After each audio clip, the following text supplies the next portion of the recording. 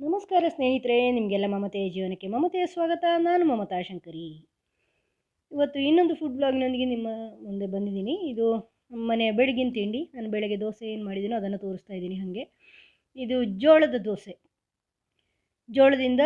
ಜೋಳ ಮತ್ತು ಅಕ್ಕಿನ ಮಿಕ್ಸ್ ಮಾಡಿಕೊಂಡು ಮಾಡೋಂಥ ದೋಸೆ. ಜೋಳ ಅಂದರೆ ಇದು ಮೆಕ್ಕೆಜೋಳ ಅಂತಾರಲ್ವ, ಅದು ಏನು ಸ್ವೀಟ್ ಕಾರ್ನಿನ ದೋಸೆ ಇದು. ಸ್ವೀಟ್ ಕಾರ್ನ್ ಮತ್ತು ಅಕ್ಕಿ ಮಿಕ್ಸ್ ಮಾಡ್ಕೊಂಡು ತುಂಬ ರುಚಿಯಾಗಿರುತ್ತೆ. ಬೆಳಗಿನ ತಿಂಡಿಗೆ ಒಂದು ತಿಂಡಿ ವೆರೈಟಿ ಆಗುತ್ತೆ. ಇದಕ್ಕೆ ಜೋಳನ ನಾನಿಲ್ಲಿ ಕ್ಲೀನ್ ಮಾಡ್ತಾಯಿದ್ದೀನಿ. ಇದರ ಸಿಪ್ಪೆ ಎಲ್ಲ ತೆಗೆದುಬಿಟ್ಟು ಕ್ಲೀನ್ ಮಾಡಿ ಆಮೇಲೆ ಜೋಳನ ಬಿಡಿಸ್ಕೋಬೇಕು. ಫಸ್ಟ್ ಈ ಥರ ಕಟ್ ಮಾಡಿದರೆ ಬಿಡಿಸ್ಕೊಳ್ಳೋದು ಸುಲಭ ಆಗುತ್ತೆ. ಮಧ್ಯದಿಂದ ಈ ಥರ ಕಟ್ ಮಾಡ್ಕೊಳ್ಳಿ.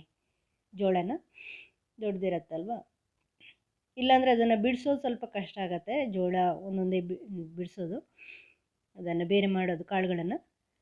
ಈ ಥರ ಒಂದು ಸೈಡಿಂದ ಪೂರ್ತಿ ಕಿತ್ಕೊಂಡು ಬಂದರೆ ಆಮೇಲೆ ತೆಗಿಯೋದು ಸುಲಭ ಆಗುತ್ತೆ. ಒಂದು ಲೈನು ನೀವು ತೆಗಿಯೋವರೆಗೂ ಕಷ್ಟ ಆಗುತ್ತೆ, ಆಮೇಲೆ ಮಧ್ಯದಿಂದ ತೆಗಿಬೋದು.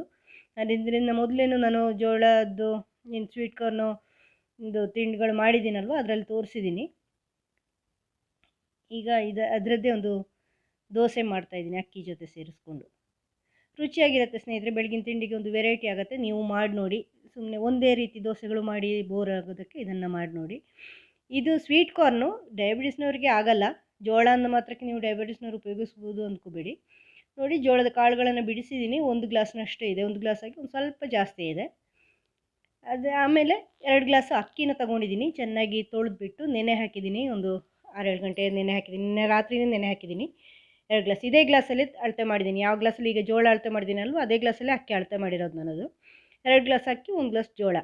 1 ಗ್ಲಾಸ್ ಆಗಿ ಒಂದು ಸ್ವಲ್ಪ ಜಾಸ್ತಿ ಇದೆ ಅಷ್ಟೇ ಜೋಳ, ಅದು ಪರವಾಗಿಲ್ಲ. 1 ಗ್ಲಾಸ್ನಷ್ಟು ಜೋಳ ಅಂತ ಇಟ್ಕೋಬೋದು. ಈಗ ಅಕ್ಕಿ ಜೊತೆ ಈ ಜೋಳನೂ ಹಾಕ್ಕೊಂಡು ಮಿಕ್ಸಿಲಿ ಚೆನ್ನಾಗಿ ನುಣ್ಣಗೆ ರುಬ್ಕೊಳ್ಳಿ. ಮಿಕ್ಸಿ ಜಾರಿಗೆ ಹಾಕ್ಕೊಳ್ತಾ ಇದ್ದೀನಿ. ನೀರು ಹಾಕ್ಕೊಂಡು ನಿಮಗೆ ಕಷ್ಟ ಆಗೋದಾದರೆ ಬೇರೆ ಬೇರೆ ರುಬ್ಕೊಳ್ಳಿ. ಅಂದರೆ ಕೆಲವು ಸರಿ ಜೋಳ ಗಟ್ಟಿ ಇರುತ್ತಲ್ವ, ಅದು ತಿರುಗೋದು ಕಷ್ಟ ಆಗುತ್ತೆ. ಅದಕ್ಕೆ ಜಾಸ್ತಿ ಇದ್ರೆ ಅಕ್ಕಿ ಬೇರೆ ಜೋಳ ಬೇರೆ ರುಬ್ಕೊಂಡು ಮಿಕ್ಸ್ ಮಾಡ್ಕೋಬೋದು. ನಾನಿಲ್ಲಿ ಒಟ್ಟಿಗೆ ರುಬ್ತೀನಿ, ಸ್ವಲ್ಪ ಇರೋದ್ರಿಂದ. ನುಣ್ಣಗೆ ರುಬ್ಕೊಳ್ಳಿ. ನೋಡಿ, ಈ ಥರ ನುಣ್ಣಗೆ ರುಬ್ಕೊಂಡಿದ್ದೀನಿ. ಇದಕ್ಕೆ ರುಚಿಗೆ ತಕ್ಕಷ್ಟು ಉಪ್ಪು ಹಾಕ್ಕೊಳ್ತಾ ಇದ್ದೀನಿ. ಬೇರೆ ಏನೂ ಹಾಕ್ಕೊಂಡಿಲ್ಲ ನಾನು, ಉಪ್ಪು ಮಾತ್ರ ಹಾಕ್ಕೊಂಡಿರೋದು. ಚೆನ್ನಾಗಿ ಮಿಕ್ಸ್ ಮಾಡ್ಕೊಳ್ಳಿ. ಹೆಚ್ಚು ನೀರು ಸೇರಿಸಬೇಡಿ. ಏನು ಅಂದರೆ ಜೋಳ ಮೆತ್ತಗೆ ಮಾಡುತ್ತೆ, ಅಕ್ಕಿ ಗಟ್ಟಿ ಮಾಡುತ್ತೆ ದೋಸೆನ. ಜೋಳ ಹೆಚ್ಚಾದರೆ ಅದ್ರ ಜೊತೆ ನೀರು ಹೆಚ್ಚಾದರೆ ದೋಸೆ ಇಡಲ್ಲ.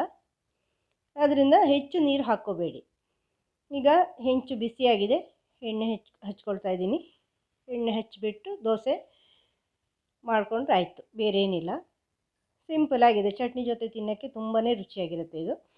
ಚಟ್ನಿನೋ ಸಾಂಬಾರು ಏನಾದರೂ ಉಪಯೋಗಿಸ್ಕೊಂಡು ತಿನ್ಬೋದು ನೀವು. ಸಾಗಾದರೆ ಸಾಗುನಾದರೂ ಉಪಯೋಗಿಸ್ಕೋಬೋದು.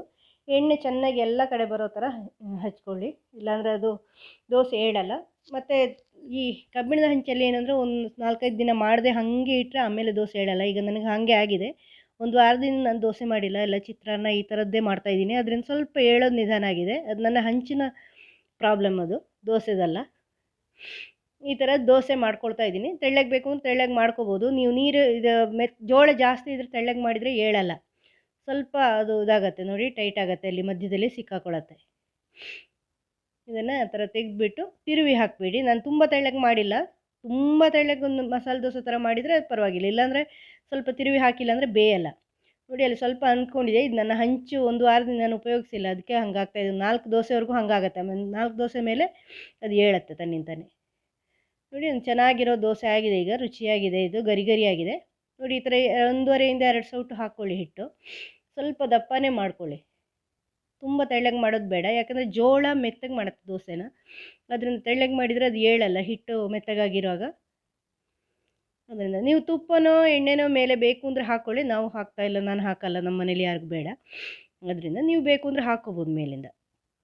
ಈ ಥರ ಅದನ್ನು ಸ್ವಲ್ಪ ಹೆಚ್ಚು ಆಗೋ ಥರ ಇಟ್ಕೋಬೇಕಂದ್ರೆ ಸ್ವಲ್ಪ ಮೇಲಿಂದ ಹಸಿ ಕಲರ್ ಹೋದ ತಕ್ಷಣ ಏಳಲ್ಲ, ಸ್ವಲ್ಪ ಇಡೀ ಕೆಂಪಾಗೋವರೆಗೂ ಇಟ್ಕೋಬೇಕಾಗತ್ತೆ. ನೋಡಿ, ಈ ಥರ, ಇಲ್ಲಾಂದರೆ ಕೆಳಗೆ ಅಂಟ್ಕೊಳ್ಳುತ್ತೆ ನೋಡಿ. ಆದರೆ ಏಳುತ್ತೆ. ಇದು 4 ದೋಸೆ ಆದಮೇಲೆ ನನ್ನ ಕಾವಲಿಗೆಲ್ಲಿ ಎದ್ದಿದೆ ಹೆಂಚಲ್ಲಿ, ಪರವಾಗಿಲ್ಲ. ಈ ಥರ ದೋಸೆ ರೆಡಿಯಾಗಿದೆ. ಇದೀಗ ನೀವು ಚಟ್ನಿಲೋ ಸಾಂಬಾರಲ್ಲೋ ಏನಲ್ಲಾದರೂ ತಿಂದರೆ ತುಂಬ ರುಚಿಯಾಗಿರುತ್ತೆ. ನಿಮಗೆ ವಿಡಿಯೋ ಏನನ್ನಿಸ್ತು ಅಂತ ಕಮೆಂಟ್ ಮಾಡಿ. ಇಷ್ಟ ಆದರೆ ಲೈಕ್ ಮಾಡಿ, ಶೇರ್ ಮಾಡಿ. ಚಾನಲ್ ಇದುವರೆಗೆ ಸಬ್ಸ್ಕ್ರೈಬ್ ಮಾಡಿಲ್ಲ ಅಂದರೆ ಸಬ್ಸ್ಕ್ರೈಬ್ ಮಾಡಿ, ಬೆಲ್ ಐಕಾನ್ ಪ್ರೆಸ್ ಮಾಡಿ. ನಾನು ಮೊದಲೇನು ಒಳ್ಳೊಳ್ಳೆ ವೀಡಿಯೋಗಳು ಅಪ್ಲೋಡ್ ಮಾಡಿದ್ದೀನಿ, ಮುಂದೇನೂ ಮಾಡ್ತಾಯಿದ್ದೀನಿ. ಮುಂದಿನ ವೀಡಿಯೋದೊಂದಿಗೆ ಭೇಟಿಯಾಗೋಣ. Thank you.